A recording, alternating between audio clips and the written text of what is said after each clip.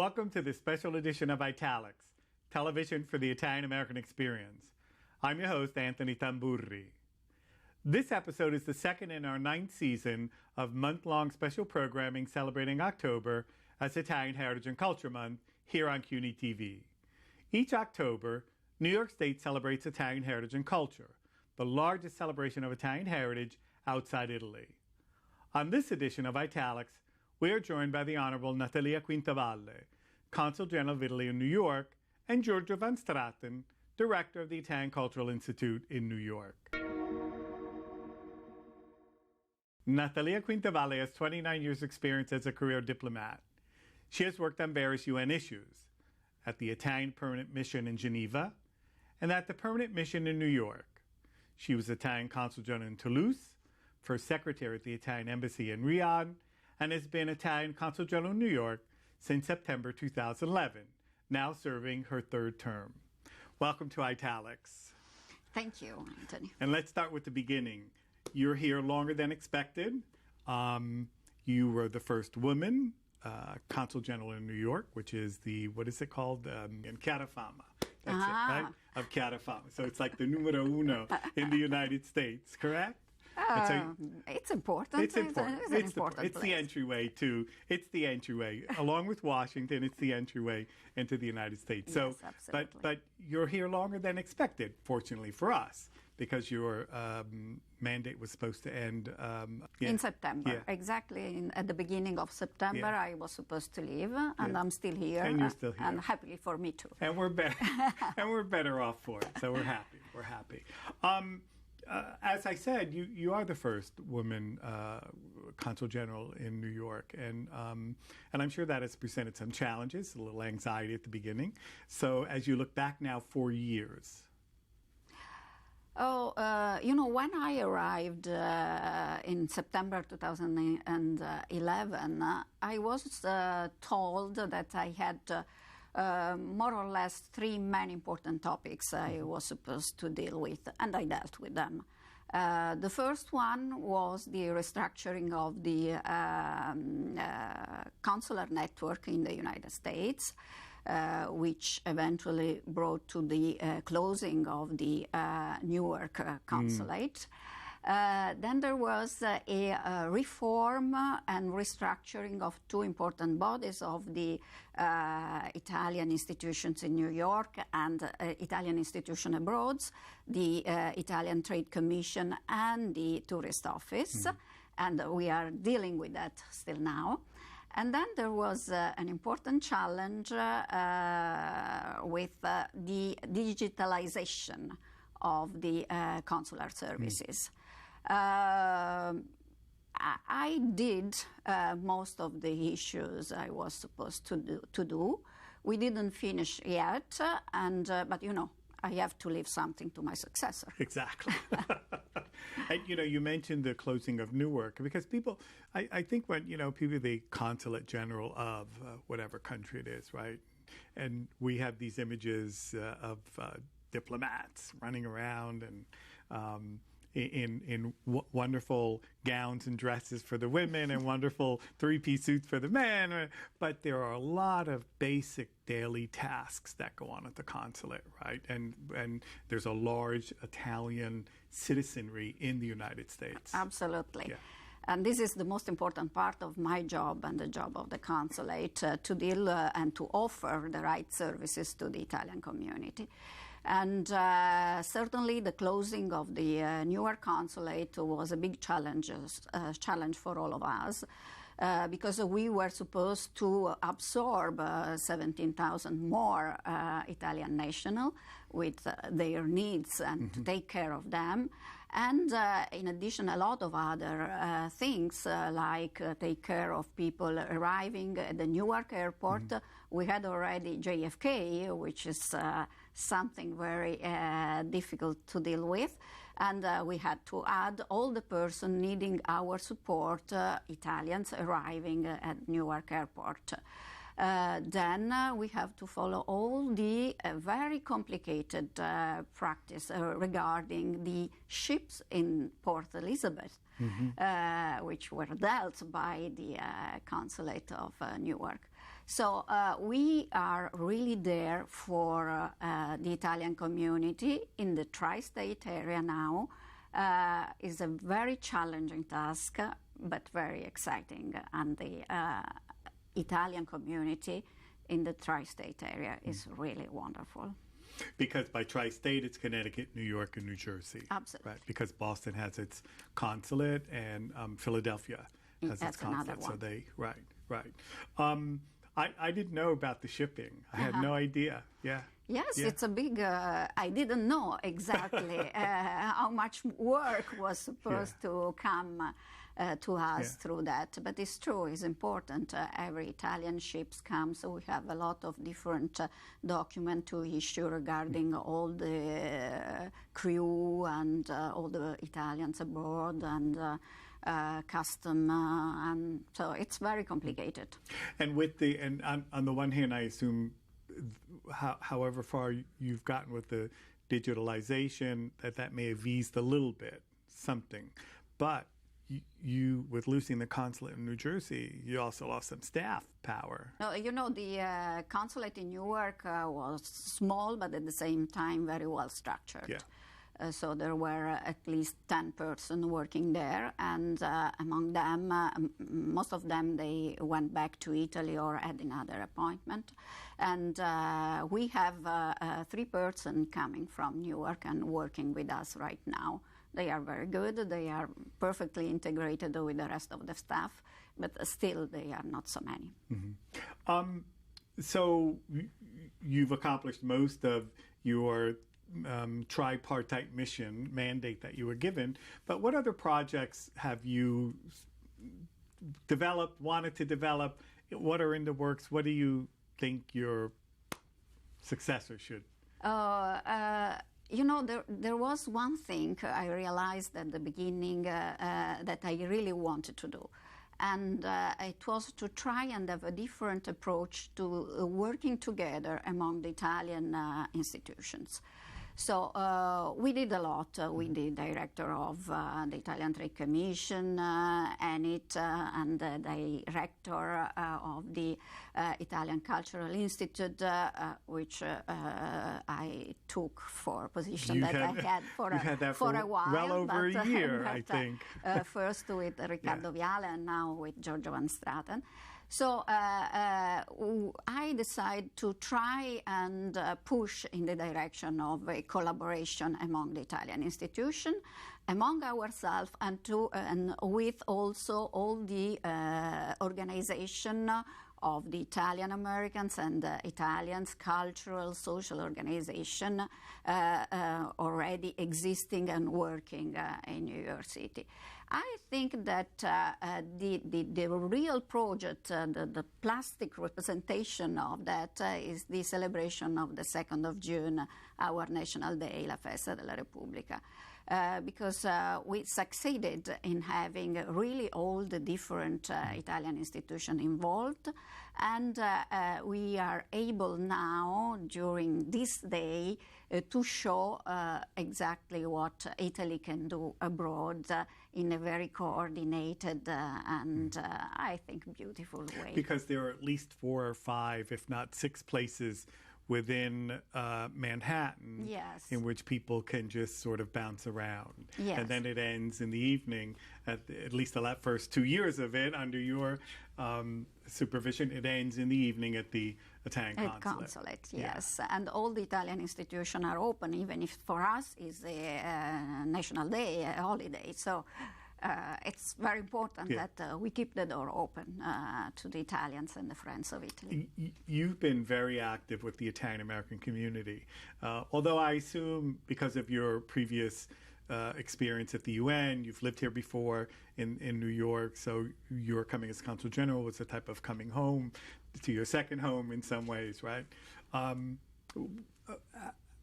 What was the difference between then and now? However much you knew the community when you were at the UN, and now you've seen it much closer and up front. When I arrived at the UN in 2004, I didn't really know anything about New York City and about the New Yorkers, New Yorkers and the Italian Americans and the Italians in New York. I stayed there I worked there for 5 years, and I have to say that at the end of the 5 years, I didn't know much more, in the sense that when you work at the UN, you live at the UN, and you have a lot of very interesting contact with the representative of the rest of the world, including the Americans. So what I knew very well at the end of my 4 years at the UN was the US position on the most important topics at the UN, like human rights issues, development, peace and security. But I didn't really know New York and the real life of the Americans. I knew something, but when I arrived at Consul General, really the difference was there, because I was really integrated in all the different activities taking place in New York regarding, in lato sensu, Italy. And really I learned a lot. I learned a lot about the Italian community, about I have to say, not only about the American culture and the events happening in Europe, but also about my culture in Italy and in the United States. And it was really, I have now a completely different feeling, and I feel at home in New York. And, I feel as I was part of the Italian-American community in New York, because I have the same love for my country, for Italy, but also I feel the same gratefulness for the United States and New York. So it's really a completely different feeling I bring with me now. It would seem to me as an outsider that having also official representatives of the Italian government that live here as well, that can make it interesting in a good sense. And it can also, in some way, shape, or form, they can act as a bit of magnets to draw more people from the community. Am I wrong thinking that? Or, that relationship between the representatives? As someone who grew up in this American system, we have representatives only in the United States. We don't have representatives in Italy, in France, or whatever. But Italy has representatives all over. The presence of many Italian Americans in many important parts of the government and the parliamentarian world in New York State, Connecticut, and New Jersey, from one side, it helps us very, very much in doing our job, because we can rely on them and be sure that we can have an answer to our needs and requests. At the same time, it makes feel, I hope, the Italian and Italian Americans closer to us, to Italy, to our institution, because there is this constant dialogue between us, the consulate, the other Italian institution, and the local authorities, the local representatives of Americans. Passing on to culture a little bit and language, UNESCO figures tell us that 66% of the world's art is Italian in some way, shape, or form, Italian in origin. That's a staggering figure when you think about it. And one of the ways, and so it represents culture. One of the ways, of course, to access culture is through language. And I think that everything you've spoken about, the coming together, the communities coming together, that out of a so-called difficulty, challenge, the communities did come together with a great deal of help from the Italian government of a few years, representative a few years ago, all the way through, I think, until today. And that is the saving of the advanced placement exam in Italian. Yes, it's true. Italian is now a very popular language in the United States. We are happy about that. This is the result not only of a demand which was already there, an interest which was already there, but also the capacity of the Italian institution, together with the organization of the civil society, cultural, and to be able to create the conditions to offer good quality courses of Italian. The offer is not yet enough. Mm-hmm. And we have to do more. The success with the advanced placement was something very, very important, but we have to build on it. And we have to start to insist and propose courses of Italian in the public school, at the lower level for very young children, and follow them all along their courses of study. And I think that there is really room for increasing and improving also the quality of teaching Italian. And I think that if you look at what's going on in Italy, in Milan right now, mm-hmm. I was at Expo Milan, and there also you can see a lot of people coming from around the world trying to speak Italian. With various success, yeah. but that's what Italy is, an attractive country with a very important and attractive language. You know, and I think, bouncing off of that, I think we can safely say that it's also one of the, linguistically speaking, one of the friendliest countries of the few that I've visited in my lifetime, because I've noticed that especially when I've been there with students and they go into a store or whatever, and I'm with them, I noticed that the shopkeepers are very patient compared to other places. And they slow it down, they let the students speak in Italian, they'll take that extra few minutes that it takes to make the transaction. They don't just do the transaction, get rid of people. And that's what, I think we can say that really truly about just about all the cities that I've lived in Italy. Absolutely, and that was our problem when we were students and we went abroad trying to learn and speak English or French or Spanish.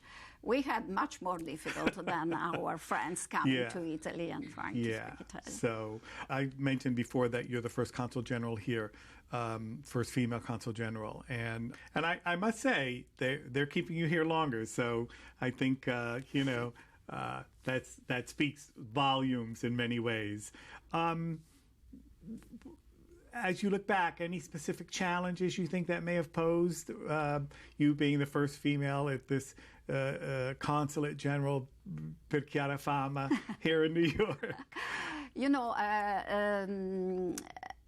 I arrived, and the consulate was and still is a consulate with the percentage of female staff very high. Exactly. And I think that not only me, but all the colleagues in the consulate, we felt the attention and the pressure. Yeah.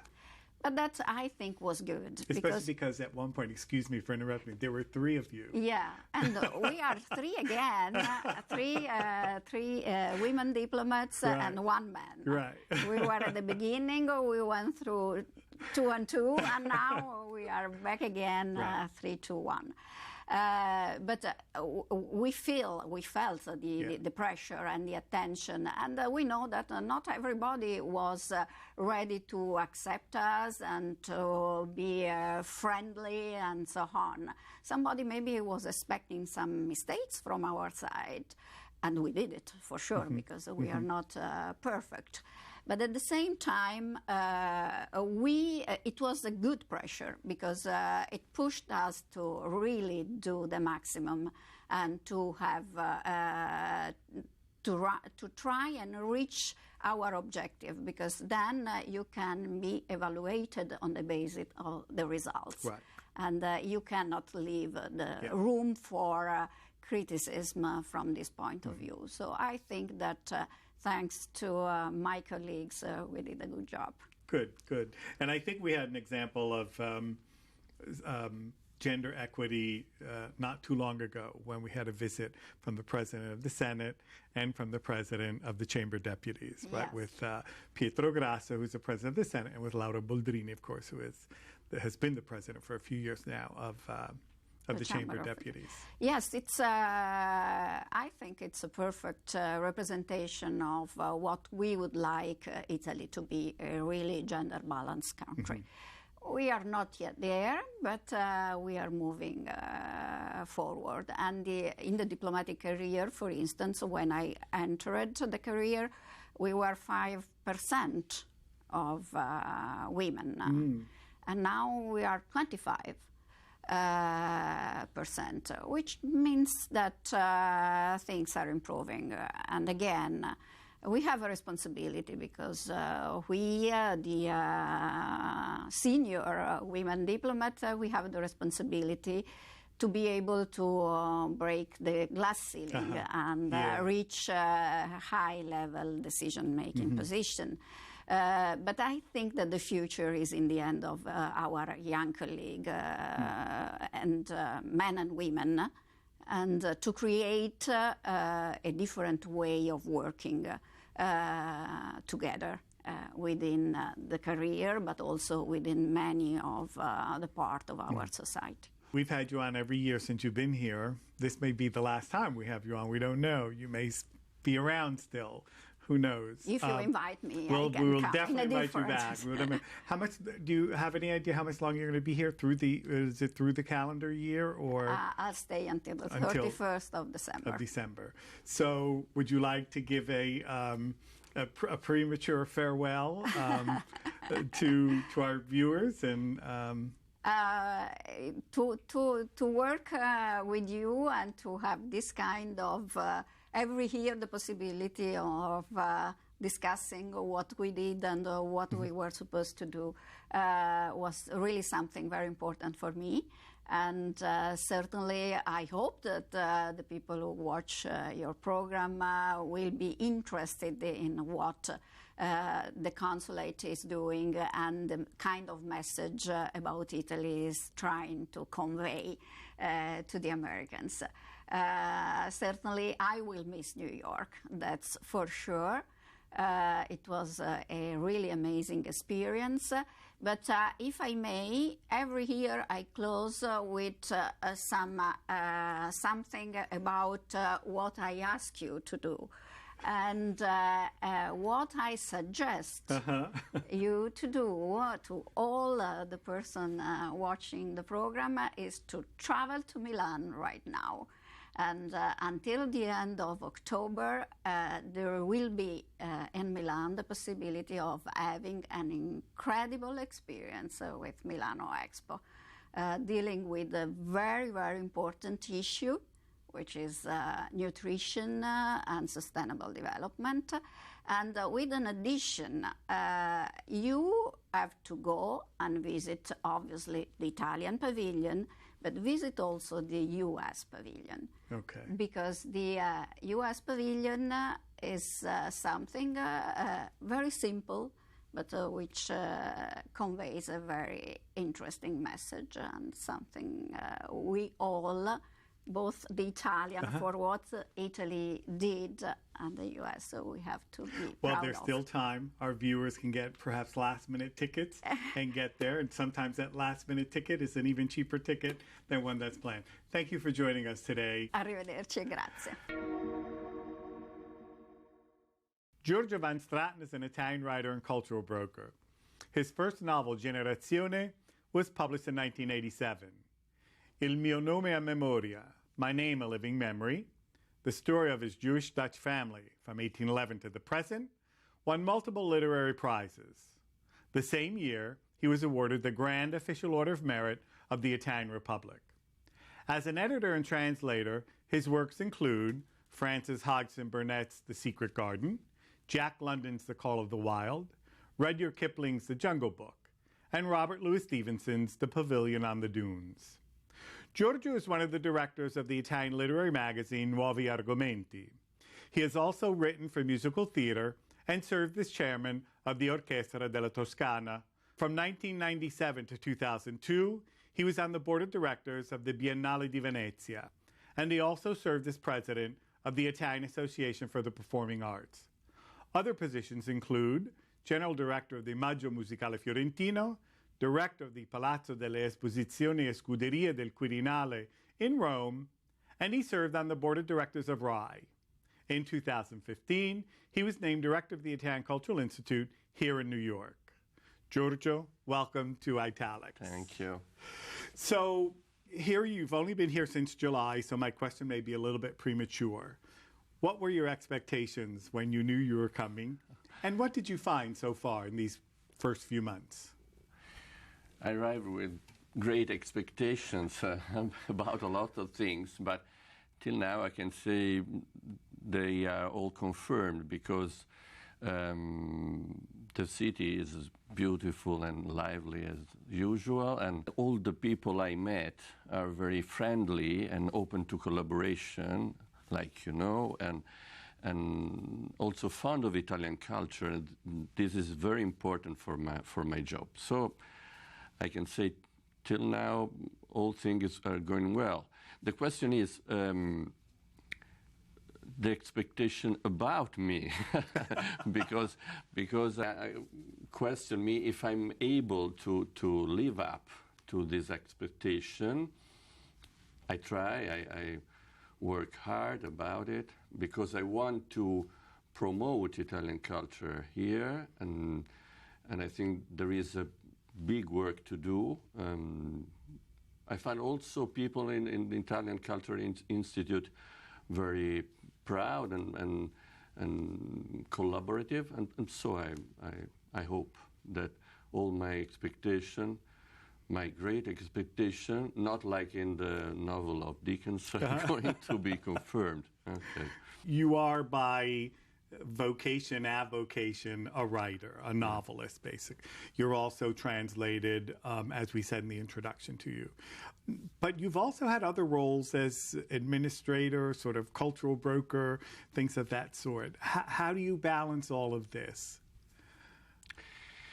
It's not so easy. Because when I started writing, I understood that it's impossible to survive. As a writer. Yeah, because it's not easy to make money with writing in Italy, but perhaps also in the United States. And so I asked myself if I prefer to make a job connected to writing, or a job in the cultural field, but not connected to writing, because I don't like to use writing for other reasons than novel and fiction, like journalism or screenplay, because it's different, and I'm not sure that it has no consequences on my writing. So I decided to make a different kind of job, to manage. Also because it's also my character, because I like to be by myself and write and see anyone, but also I like to do things with other people. And so in the 70s I made politics, and then the things changed. I didn't like it anymore, but I like to do things with other people, and so manage cultural institution is a way to do it. All things were going till I went to board of directors of RAI, because it's not only a cultural job, but it's also a political job. I was on the newspaper every day. And so, after a while, I was not more a writer. I'm only a member of board of directors of RAI. So, this was a problem for me. And at the end of when I left RAI, I decided to stop 2 years, to be only a writer for a while, and then happened this thing to this possibility to come to New York and be director of Italian culture. And I think that it's fine for my, also for writing, because it's a very good job. I like it too much, but I have the space and the mind to write. To write as well. And Yeah. so I would assume then that your past work, whether it's with Rye or with some of the other positions, has really prepared you well for this position, correct? Yeah, because I think one thing is important in a job like this is multiplicity, because you have to do things about art and literature and cinema and music and so on. And I think you don't have to choose a field instead of another. And so my experience is good, because I'm not an expert of one single field, but I am I have knowledge about a lot of different fields, and I think it's useful. I manage big institution, small institution, in music, in art, in cinema, and so this is, I think, yes, it's very useful for my job today. This sort of leads to my next question, which has to do with the fact that, according to UNESCO, 66% of the world's art is Italian or Italian in origin, right?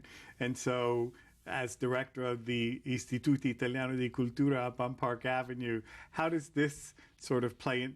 This gives you, I would assume, a large sort of arena from which to draw, let's say, certain activities or something to that effect. Sometimes it's a good thing, sometimes it's a problem, because no, it's a good thing because as I said at the beginning, a lot of people love Italy and are fond of Italian culture, and if you say them I'm Italian, they're happy about it and very friendly. But the problem is that the reason why they know Italy are not contemporary reason. They don't speak about Italian contemporary culture. They know and they speak about the past. Okay, that's fine. I want to use it. I want to make events also about it, but not only, because Italian culture is not only Dante, Caravaggio, or Fellini, for example, but I think it's also what it happened now. I see around that something is going to change, because, for example, this big success of Elena Ferrante is an incredible one. How do you explain that? She is able to speak of something very real about women feeling. And I don't know if she is a great writer, like a literature, okay. But yes, I think she's able to write about real things, like Susanna Tamaro in the past.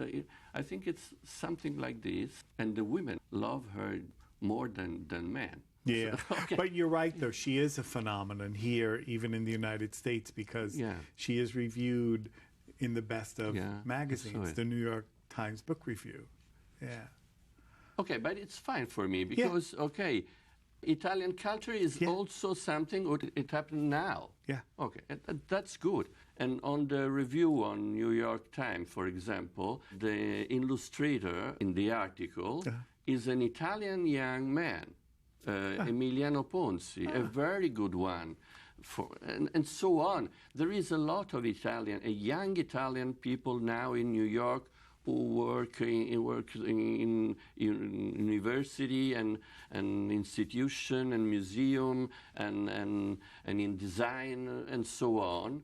And I can use them to let Americans understand that there is a lot of Italian people now who are very good in doing cultural things. Exactly, and that leads to the role of the Italian Cultural Institute as not only an open window onto Italian culture or Italy, but also a type of platform for exchange, right? So you have to dialogue not just with Italy and to show Americans what Italy is, but dialogue with the new immigrants here, the people you just mentioned, to dialogue with the Italian American community and with the American community at large, and that's. Yes, because all of them are part of Italian culture. Yeah. Also, Italian American are part of Italian culture, different in some way and the same in another one. And I think it's my allies in working for promote the Italian culture towards all Americans. I have not to put together Italian people because this is the role of consulate or embassy. Okay, my role is to utilize all the Italian people to promote Italian culture towards United States. Let's touch on a little bit of a sensitive issue, one of diversity, because it's an issue for Italian Americans in the United States. That is historically how we have been treated in the United States, and there are those who will say not too well back at the beginning of the 20th century. Italy now, which at one point was the country of departure, is now a country of arrival. And most recently, we've seen that this migration that has really infiltrated Italy, especially Sicily and southern Italy, is now also made its way into Central and Northern Europe. And how have you experienced that, being an Italian, having been born, lived in, but you're also of a diverse, quote-unquote, diverse background, right? As a third generation, a child of third-generation immigrants in Italy. Yes, when my grandfather went to Italy, I think it's easier to welcome a stranger because they are few.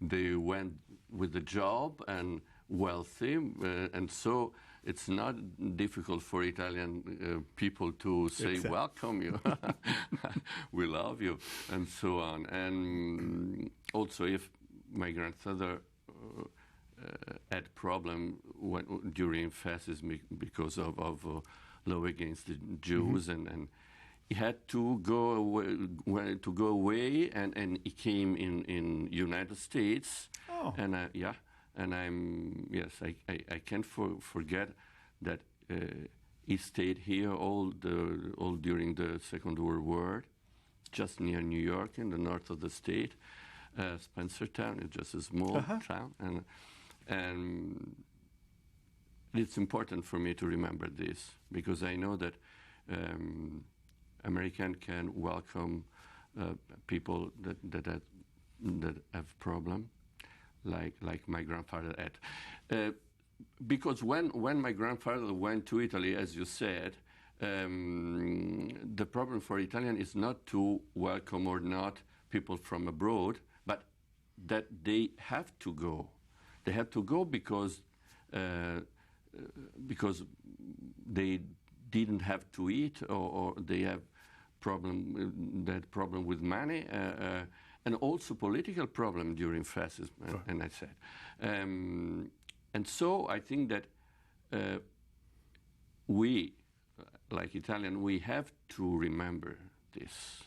We have to remember when we face these people. We have to remember that in the past we had the same problem they had now. They come not because they want to come. They come because they have to come. Because it's impossible to live when they born. If they can choose, they remain in their country, but they can't. And so we have to remember that. I know when they are many, it's a problem. It's not easy to manage it, but we have to find a way. And And it's important that southern people are more open than the people in the north, because I think they remember well the emigration. Yeah, exactly. Although, when we count the numbers, it's 50-50. 50% of immigration is from the north, and 50% is from the south. And I'm always fascinated by that the real numbers compared to what we hear. Yeah.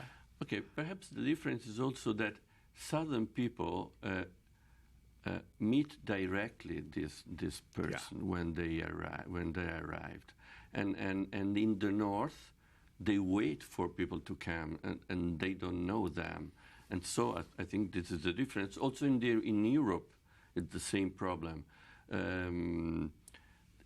The country that have to accept more people, but not the people that arrive directly there, is less open to. Let's return to contemporary Italian culture. Okay. Because this is a wonderful opportunity for us. Because, as I said in the introduction, you are the director of the Italian Cultural Institute, but you're also Giorgio van Straten, a novelist, and you've published a number of novels. And you're very well connected to the network. I'm not going to ask you who your favorite writer is besides yourself. Thank you. Okay. Okay. But some writers, some Italian contemporary writers have, in addition to Elena Ferrante, have had some fairly good success here in the United States. And one person who has been translated a great deal is Alessandro Barrico, for example. And also two novels of his, Sandro Veronesi, for example, also Susanna Tamaro, whom you've mentioned. But with Barrico, it's interesting because he also started a school for creative writing. And I think it was the first in Italy, correct? Am I correct in that? Yeah. In Italy, we always think that it's not important to learn a method to do things, but it's important. If you are not talented, you're not becoming a writer. But also, if you have a talent, you have to learn to use ferri del mestiere, we can say in Italian. Right. Okay. To hone your skills. Yeah. Yeah. And he is a very clever guy, and he understood that this is the problem. Teach not only to write novel, but also screenplay, articles, and so on. There are many ways you can use writing. And I think it's a very good idea, and he's also a very good writer. Also, Niccolò Ammanniti is another good writer that is translated in the past here. Actually, he's going to be around, I think, in this next month or so. He's coming to the United States this month in October. At the beginning of November, because there is a festival of European literature, and so we invited him to come. Yeah. This is a real vibrant period of literature, contemporary literature in Italy, and I think that for reasons because not everyone is translated. We think of the so-called classics, even the classics of the 20th century, whether it's a Moravia, a Morante, or even Cesare Pavese, right? But there's a lot all dead going. People, All dead people. Well, having studied Italian in the United States, I found out that you can't study anyone who is alive. Only you can't write on anyone who is alive. Only those who. We also need the tools to promote the things. Okay. For example, I think that Europa Edition is a very important thing. It's a branch of the Italian EO editions.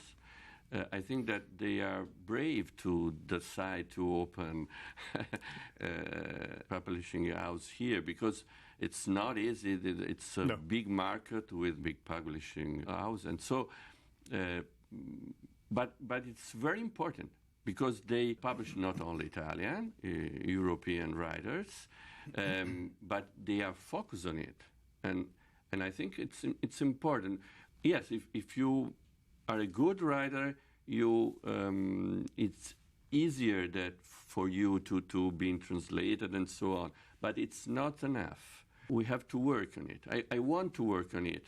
Yes, it's important to make events inside the Institute, but it's more important to create a network with institutions, companies who work in cultural fields and work to promote the Italian people inside these fields of culture. What fascinates me about Europa Editions is that they have also published Amara Lacus in English and Carmine Abate, two different types of writers, that are quote-unquote Italian writers, but come from two different backgrounds. And I thought that was also courageous of them to launch those writers in English as well. Absolutely. Yeah. The other interesting thing is that Amara Lacus now, at least for now, lives in the United States. So we have this immigrant to Italy who established himself in Italy and now comes to the United States. And it's wonderful. It's a wonderful combination. But also from United States to Italy and back, like Giunpa Lairi, for example. Yes. She wrote a last novel first in Italian and then in English. Yes, I think that it's important for us because